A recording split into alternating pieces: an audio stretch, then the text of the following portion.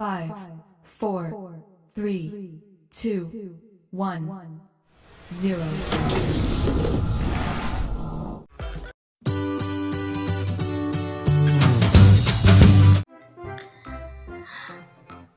Udin adalah anak yang patuh pada peraturan. Ia selalu mematuhi aturan di setiap tempat. Udin selalu mematuhi aturan di rumah. Ia juga selalu mematuhi aturan di perjalanan. Amati gambar di bawah ini dengan teliti. Ya, adik-adik bisa amati nih gambarnya. Ada gambar yang pertama, Udin sedang membantu ibunya. Ada gambar yang kedua, gambar yang ketiga, dan gambar yang keempat. Coba adik-adik cermati gambarnya. Apa saja yang dilakukan Udin pada setiap gambar? Apakah kamu setuju dengan apa yang dilakukan oleh Udin? Yang pertama, Udin membantu ibunya. Dan kakaknya Mutiara juga ikut membantu ibu dalam memasak. Apakah kalian setuju dengan sikap Udin ini? Iya, sikap Udin ini sangat baik karena mau membantu orang tuanya. Kak Citra harap kalian juga mau membantu orang tua kalian. Gambar yang kedua adalah Udin menutup pintunya jika hendak bepergian. Mengapa ya kita harus menutup pintu atau mengunci pintu rumah kita kalau kita sedang bepergian? Ya, betul sekali, supaya rumah kita aman dan tidak dimasuki oleh pencuri. Lalu yang ketiga adalah gambar Udin sedang naik bis bersama teman-temannya. Coba adik-adik amati, Udin memakai sabuk pengaman. Mengapa ya ketika kita naik mobil, naik bis, harus memakai sabuk pengaman? Ya, betul sekali. Itu untuk menjaga keamanan kita selama dalam perjalanan. Gambar yang keempat nih. Ini Udin dan teman-temannya sedang menyeberang di jalan raya. Tapi amati, Udin dan teman-temannya menyeberang di zebra cross. Ya, tempat untuk kita menyeberang jalan itu harus pada tempatnya juga adik-adik, yaitu di zebra cross. Aturan setiap kegiatan di rumah perlu diperhatikan. Aturan itu berguna untuk keselamatan diri kita dan keluarga. Udin dan keluarga melakukan setiap kegiatan sesuai aturan. Coba adik-adik amati gambar di bawah ini dengan teliti. Ya, kalian bisa lihat, Udin melakukan setiap kegiatan dengan hati-hati. Sikap hati-hati merupakan salah satu contoh aturan keselamatan. Adik-adik bisa lihat gambar pertama. Udin tadi sedang membantu ibunya bersama kakaknya memasak. Di situ ibu dan kakak memakai pisau untuk memotong sayuran yang akan dimasak. Udin membantu tetapi tidak memegang pisau, hanya mengupas jagung yang akan dipotong. Nah, untuk menggunakan benda-benda tajam, adik-adik harus tahu bahwa itu bisa melukai kita. Maka dalam penggunaannya harus diawasi oleh orang tua. Gambar yang kedua. Ya, Udin sedang membantu ayahnya untuk mengambil jam dinding, memakai tangga. Ayah memegang tangga itu supaya tangga itu tidak jatuh dan melukai Udin. Itu merupakan contoh sikap hati-hati dalam kita menjaga keselamatan. Udin adalah anak yang taat pada aturan. Setiap melakukan kegiatan selalu diatur menggunakan jadwal nih. Setiap kegiatan dilakukan dengan tepat waktu. mengapa kegiatan itu perlu kita lakukan tepat waktu? Supaya kegiatan yang kita lakukan itu bisa tertata dengan rapi dan tidak ada kegiatan yang ketinggalan yang harusnya kita lakukan. Contohnya adik-adik pulang dari sekolah. Dari sekolah ada pekerjaan rumah atau PR. Nah, lebih baik adik-adik segera kerjakan pekerjaan rumah dan jangan ditunda-tunda lagi. Sekarang amati gambar berikut. Pukul berapa ya Udin sarapan? Nah, di gambar itu ada Udin sedang sarapan dan ada jam dinding di samping Udin duduk. Nah, jam dinding itu menunjukkan pukul berapa ya? Udin sarapan. Lalu Kak Citra punya gambar Udin yang kedua nih. Udin akan berangkat ke sekolah. Pukul berapa Udin berangkat ke sekolah? Lalu Kak Citra punya gambar yang ketiga. Udin pulang sekolah. Pukul berapa Udin pulang sekolah? Yuk kita bahas bersama-sama. Ya, Udin sarapan pada pukul 6. Udin berangkat ke sekolah pukul 7. Udin pulang sekolah pukul 11. Coba kamu amati jam dinding di rumahmu. Menunjukkan pukul berapa sekarang? Ya, adik-adik bisa lihat nih jam dinding kalian. Menunjukkan pukul berapa ya sekarang? Nah, kita sekarang akan belajar mengenai jam. Jam sendiri jenisnya ada dua adik-adik, yaitu jam digital dan jam analog. Kita lihat nih contoh dari jam digital. Wow, mungkin adik-adik punya jam digital ini. Ya, dalam jam digital itu terdapat angka yang ada di dalam layar. Jam digital adalah jam yang tampilan dasarnya berupa angka yang tertera langsung di layar. Dalam jam digital tidak ada jarum jam. Biasanya jam digital hanya menunjukkan jam dan menit saja. Namun ada beberapa jam digital yang juga menunjukkan detik. Nah, sekarang kita belajar nih cara membaca jam digital.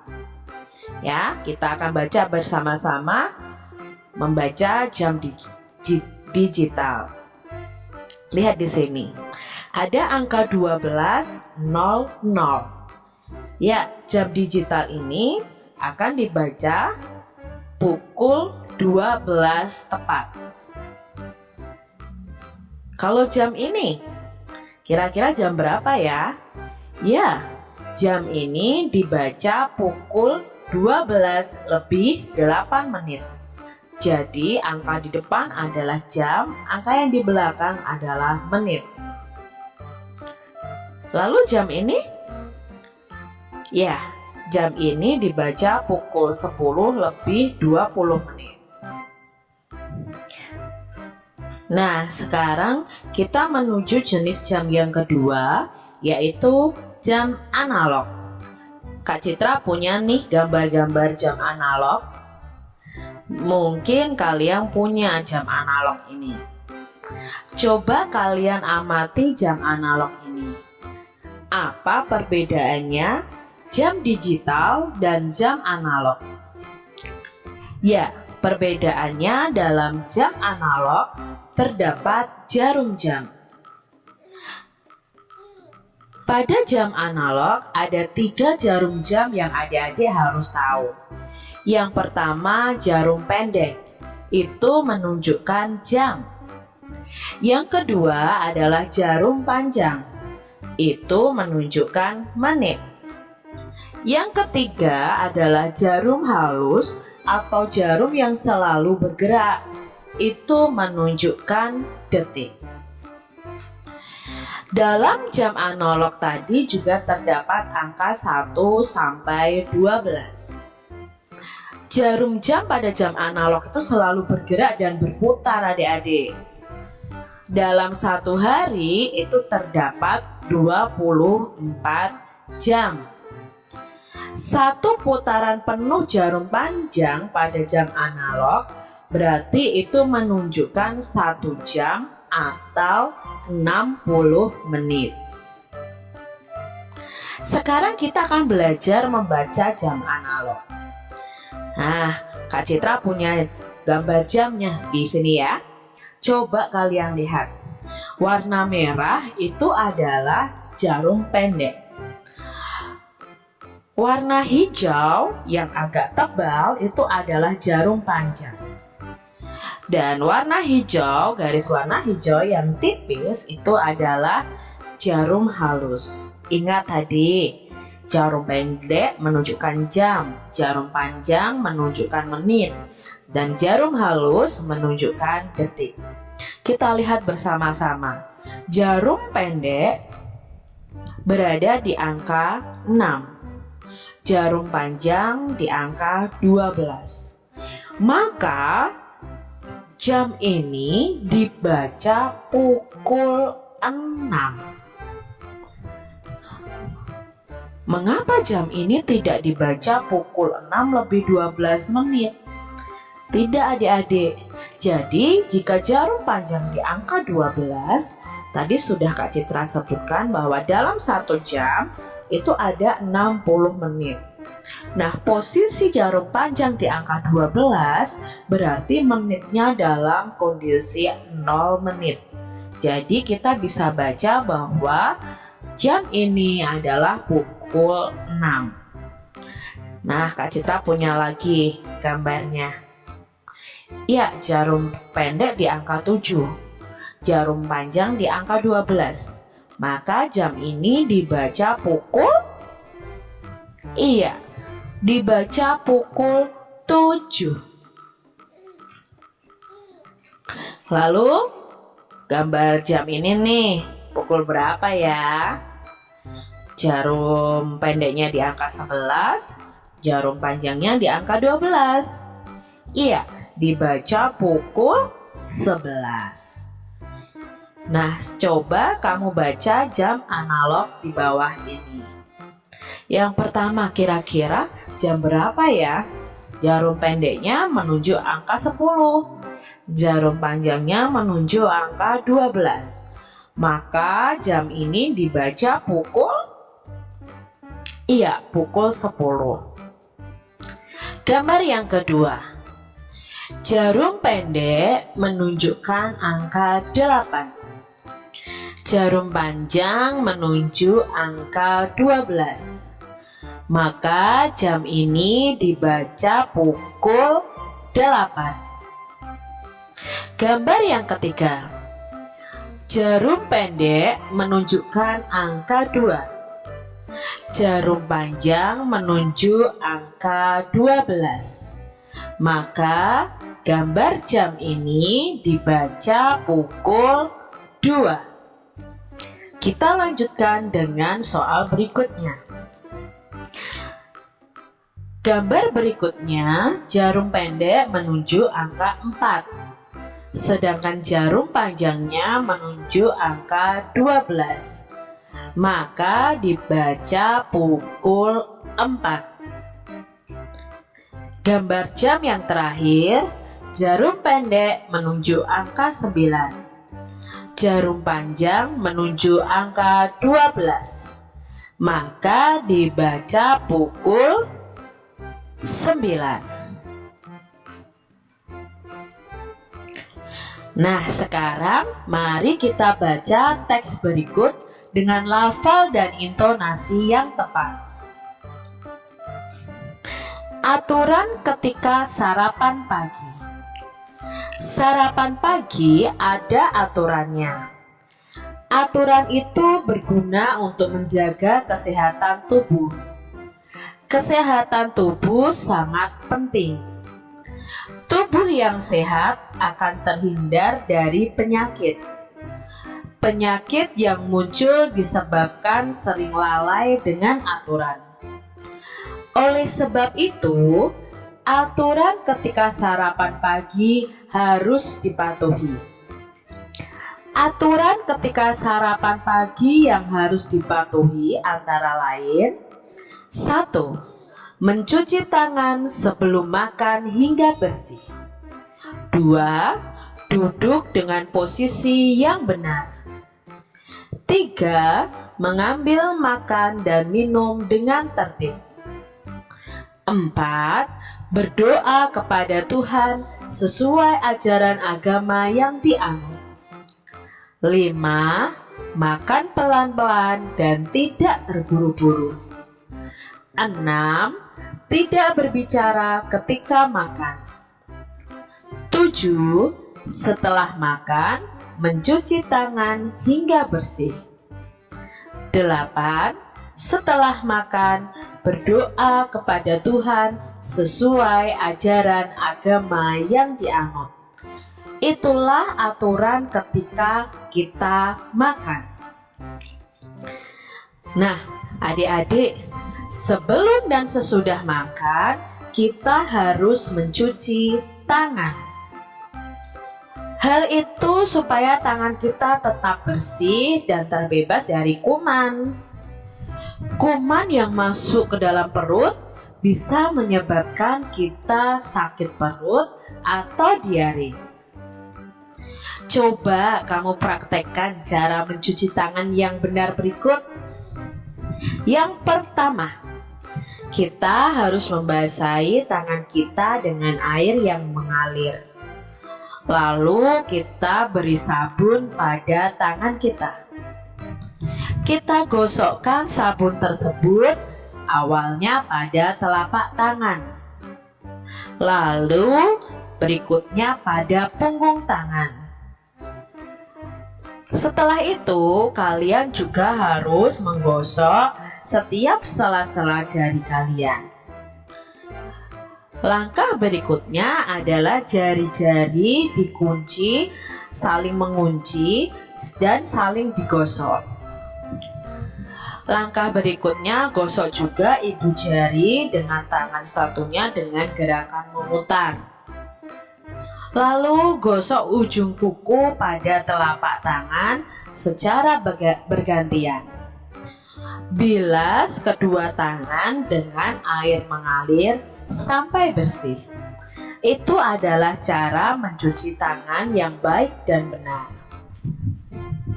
Saat makan, aturannya tadi harus duduk dengan benar ya. Jangan duduk seenaknya sendiri. Mengambil makanan pun harus dengan tertib dan tidak berebut. Utamakan untuk orang tua terlebih dahulu yang mengambil makanan.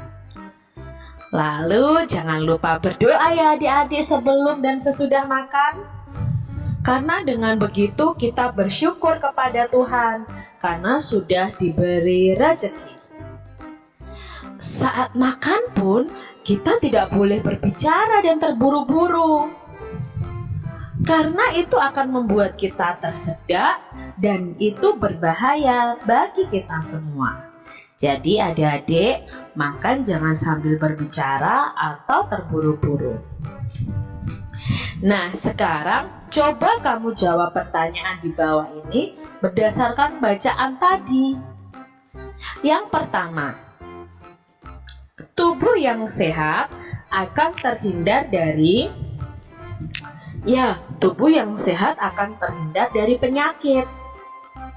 Yang kedua, sebelum makan kita harus mencuci sampai bersih. Ya, jawabnya kita harus mencuci tangan sampai bersih. Yang ketiga, jika kita makan sambil berbicara bisa mengakibatkan kalau kita makan sambil berbicara bisa mengakibatkan kita nanti tersedak. Yang keempat, sebelum dan sesudah makan, kita harus berdoa sebagai wujud syukur kita kepada Tuhan. Yang kelima, aturan dibuat supaya hidup kita menjadi, aturan itu dibuat supaya hidup kita menjadi aman, nyaman, tenang. Yang keenam, tuliskan atau sebutkan 5 saja aturan ketika sarapan pagi. Ya, adik-adik tadi bisa sebutkan mencuci tangan sebelum dan sesudah makan, berdoa kepada Tuhan, tidak berbicara saat makan, duduk dengan benar saat makan, tidak terburu-buru saat makan. Nah, kita lanjutkan. Coba baca kembali teks aturan ketika sarapan pagi tadi dengan teliti. Di situ ada kata Tuhan yang selalu ditulis dengan huruf besar. Nah, huruf besar disebut juga dengan huruf kapital. Perhatikan kalimat di bawah ini, terutama yang Kak Citra beri garis bawah dan Kak Citra cetak dengan huruf yang tebal. Yang A, berdoa kepada Tuhan sesuai ajaran agama yang dianut. Yang B, setelah makan berdoa kepada Tuhan sesuai ajaran agama yang dianut. Coba adik-adik lihat kata Tuhan. Pada kata Tuhan diawali menggunakan huruf kapital. Ya, huruf kapital dipakai sebagai huruf pertama kata ganti Tuhan. Selain kata Tuhan, Kak Citra juga punya nih contoh kata ganti Tuhan yang sering digunakan. Misalnya, Yang Maha Esa. Ya, harus diawali dengan huruf kapital. Yang kedua, Yang Maha Kuasa. Yang ketiga, Yang Maha Besar. Yang keempat, Yang Maha Pengasih. Yang kelima, Yang Maha Penyayang, dan lain sebagainya. Nah, coba adik-adik bisa tuliskan 5 kalimat menggunakan kata ganti Tuhan di bawah ini dengan benar. Contohnya nih, Kak Citra punya contoh. Aku berdoa kepada Tuhan yang Maha Kuasa. Maka Tuhan yang Maha Kuasa harus diawali dengan huruf kapital. Coba adik-adik buat kalimat yang lain ya dengan kata ganti Tuhan berikut. Ya, tadi sudah belajar tentang kata ganti Tuhan. Masih ingatkah kamu apa yang dilakukan sebelum makan? Ya, mungkin sebelum makan kita harus cuci tangan. Lalu setelah itu kita duduk. Lalu setelah itu kita berdoa kepada Tuhan. Kita harus berdoa sebelum makan. Tujuan berdoa sebagai wujud syukur kita kepada Tuhan.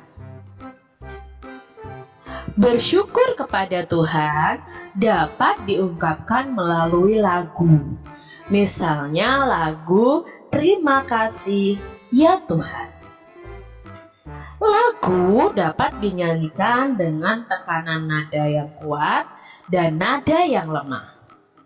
Nah, Kak Citra punya catatan nih tentang lagu yang akan kita nyanyikan.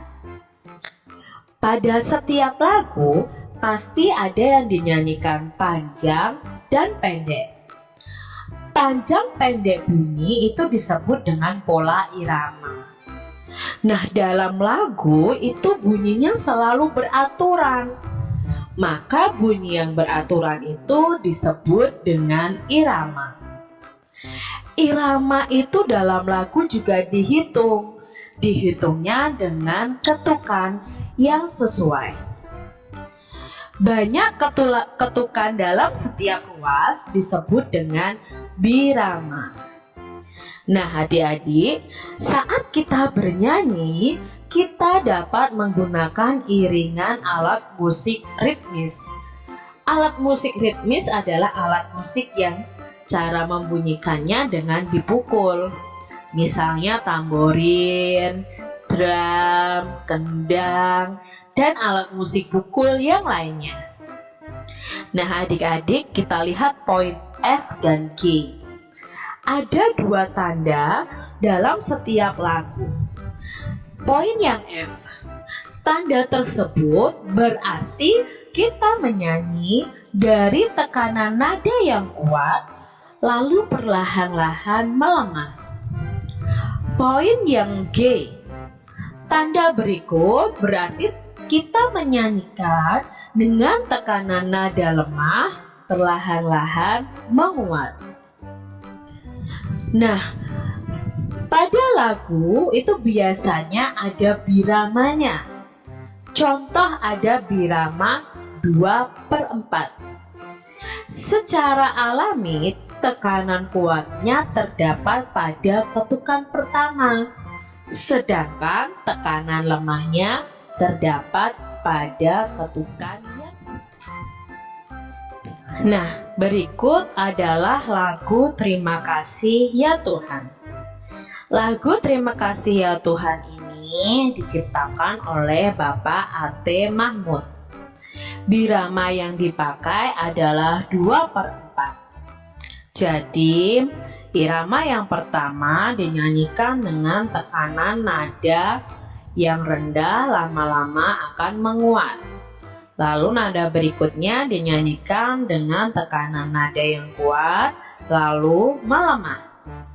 Nah, seperti tanda-tanda yang sudah diberikan di sini, adik-adik bisa memahami mana yang harus dinyanyikan dengan tekanan lemah, mana yang harus dinyanyikan dengan tekanan kuat. Nah, dalam lagu ini juga terdapat tangga nada. Ya, perhatikan panjang pendek nada berikut. Jika nada itu berdiri sendiri, Kak Citra punya contoh nada do atau nada 1. Tanpa ada garis di atasnya, maka dibunyikan 1 ketukan. Jika ada nada, 2 nada yang ada garis di atasnya, contohnya nada la dan si. Nada la dan si atau nada 6 dan 7 ada garis penghubung di atasnya. Maka masing-masing nada akan dibunyikan setengah ketukan. Jadi, angka 6 atau nada la dinyanyikan setengah ketukan dan angka 7 atau nada si juga dinyanyikan setengah ketukan. Kita belajar di tema 8, keselamatan di rumah dan perjalanan, subtema 1, aturan keselamatan di rumah, pembelajaran yang kedua. Mari adik-adik yang hebat, kita belajar dengan penuh semangat ya. Adik-adik, Udin, Edo, Beni, Siti, Dayu, Meli, dan Lani akan bermain menirukan bagaimana cara binatang berjalan. Mereka akan bermain di halaman rumah Udin. Akan tetapi halaman rumah Udin masih kotor. Halaman rumah Udin perlu dibersihkan. Amatilah halaman rumah Udin berikut ini. Apakah adik-adik dapat menemukan benda-benda yang dapat membahayakan diri? Nah, ini adalah rumah Udin adik-adik, halaman rumah Udin. Di sini ada benda-benda yang bisa membahayakan diri. Misalnya ada batu-batuan, lalu ada genangan air, mungkin ada pecahan kaca dan lain sebagainya. Nah, kita baca nih adik-adik percakapan antara Udin dan Beni. Teman-teman, halaman ini masih kotor. Yuk kita bersihkan terlebih dahulu, ajak Udin adik-adik.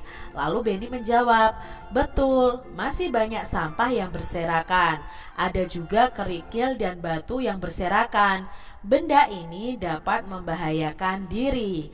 Jadi adik-adik, saat kalian bermain, kalian harus melihat apakah tempat kalian bermain itu ada benda-benda yang bisa membahayakan keselamatan kalian.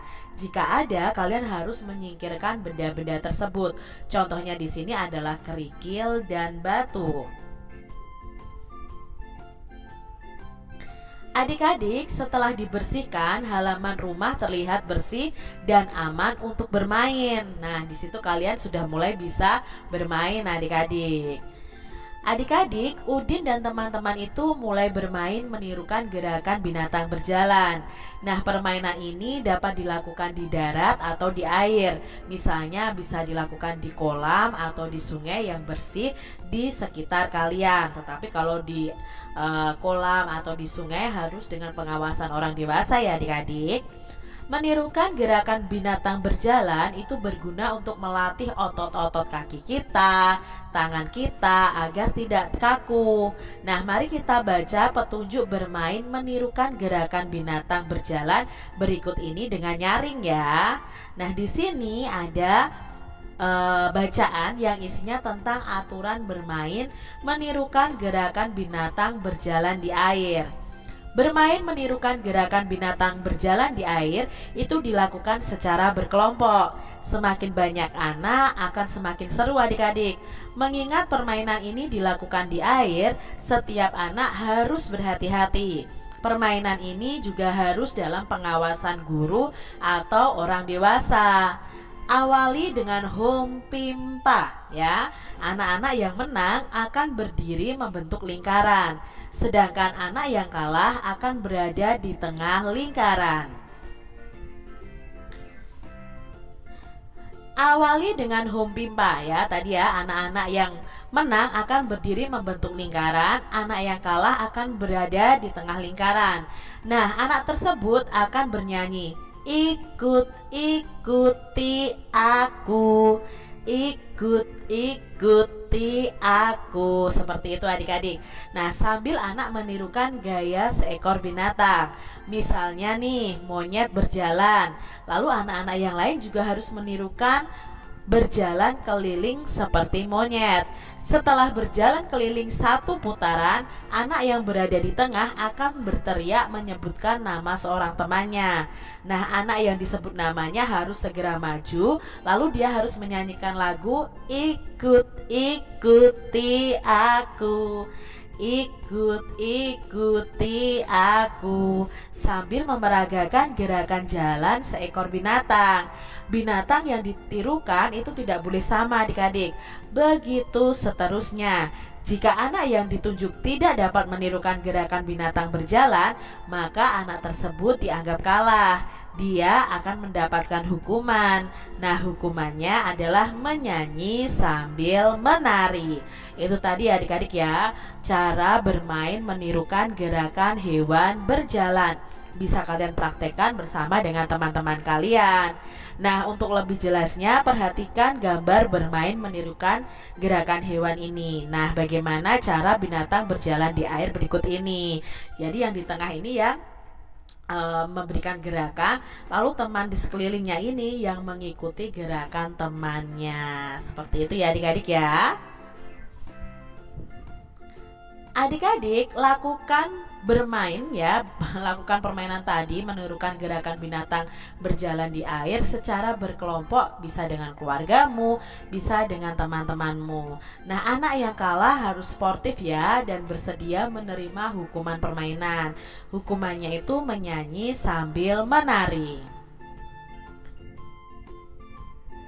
Adik-adik, perhatikan kembali gambar Udin dan teman-teman ketika bermain. Udin dan teman-teman itu berbeda agama loh. Mereka selalu hidup rukun walaupun berbeda agama. Mereka menunjukkan sikap persatuan dalam keberagaman. Sikap mereka itu pantas untuk ditiru. Nah, tahukah kamu contoh kegiatan bermain lainnya yang membutuhkan persatuan adik-adik? Nah, adik-adik, coba tuliskan contoh kegiatan bermain yang pernah kamu lakukan yang menunjukkan persatuan. Kalian bisa tuliskan dalam bentuk tabel seperti ini, adik-adik. Contoh permainannya misalnya ya, bermain gangsing bersama, lalu bermain ular tangga bersama ya. Ini permainannya, lalu bermain layang-layang, bermain di sini engklek ya, sudah manda. Lalu ada permainan sepak bola, itu juga membutuhkan persatuan.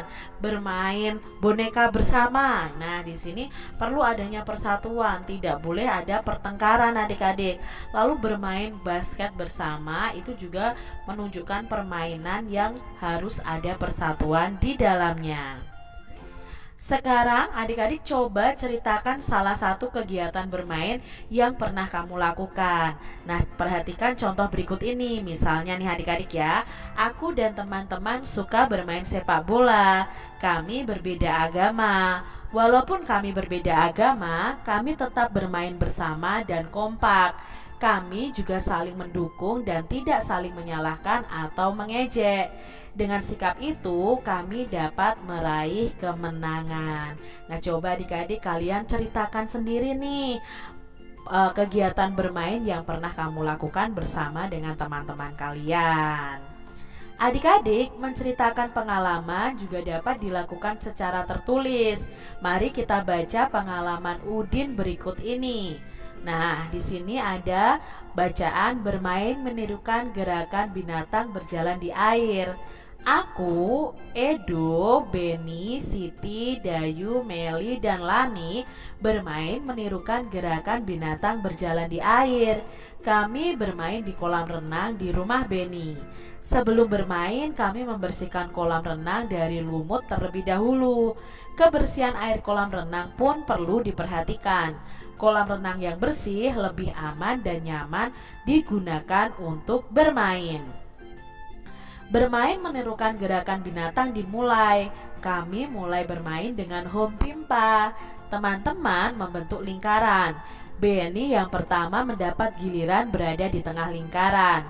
Bermain menirukan gerakan binatang itu berjalan seru. Semua teman bermain dengan rukun. Anak yang mendapat giliran di tengah bermain dengan sportif. Nah, sikap sportif dalam bermain akan membuat suasana menjadi menyenangkan. Nah, ini tadi pengalaman Udin, Beni, dan teman-temannya dalam bermain adik-adik. Apa isi teks yang kamu baca di atas adik-adik? Nah, teks itu berisi tentang bermain menirukan gerakan binatang di air yang dilakukan Udin dan teman-temannya. Apa kesimpulanmu terhadap isi teks tersebut? Nah, kesimpulannya bahwa sebelum bermain menirukan gerakan binatang di kolam, itu kolamnya harus dibersihkan. Ini dibersihkan ya adik-adik ya. Dibersihkan terlebih dahulu, dan saat bermain kita harus bersikap sportif. Sportif itu artinya tidak curang adik-adik. Nah, di sini kita akan mengingat kembali tentang huruf kapital. Masih ingatkah adik-adik tentang penggunaan huruf kapital? Huruf kapital itu dikatakan juga sebagai huruf besar. Perhatikan penggunaan huruf kapital pada kalimat berikut ini.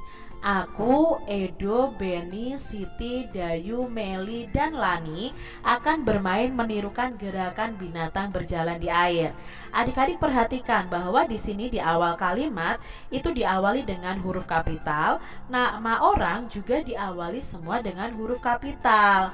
Nah, berarti huruf kapital itu bisa digunakan untuk di awal kalimat dan di awal kalimat yang ada dan di awal kata nama orang adik-adik. Itu harus memakai huruf kapital atau huruf besar. Adik-adik, mari kita susun kata-kata berikut menjadi sebuah kalimat yang utuh. Yang pertama ada gambar ini adik-adik. Lalu ada kata tong, Udin, sampah, memegang. Kalau disusun menjadi kalimat yang baik dan benar bagaimana adik-adik? Ya, Udin, U-nya besar ya adik-adik ya, karena di sini ada nama orang. Memegang, tong, sampah. Itu ya adik-adik ya, susunan yang benar. Lalu yang kedua nih adik-adik, rumah, menyapu, halaman, Siti. Bagaimana kalimat yang benar nih adik-adik dari kata-kata ini? Ya, Siti menyapu halaman rumah. Di sini Sitinya memakai huruf kapital. Kita lihat gambar yang ketiga, ada kata kerikil, batu, edo, dan mengumpulkan. Bagaimana nih susunan yang benar? Ya, edo mengumpulkan batu dan kerikil. Di awal kalimat, nama orang memakai huruf kapital. Berikutnya gambar yang keempat, sampah Lani mengumpulkan.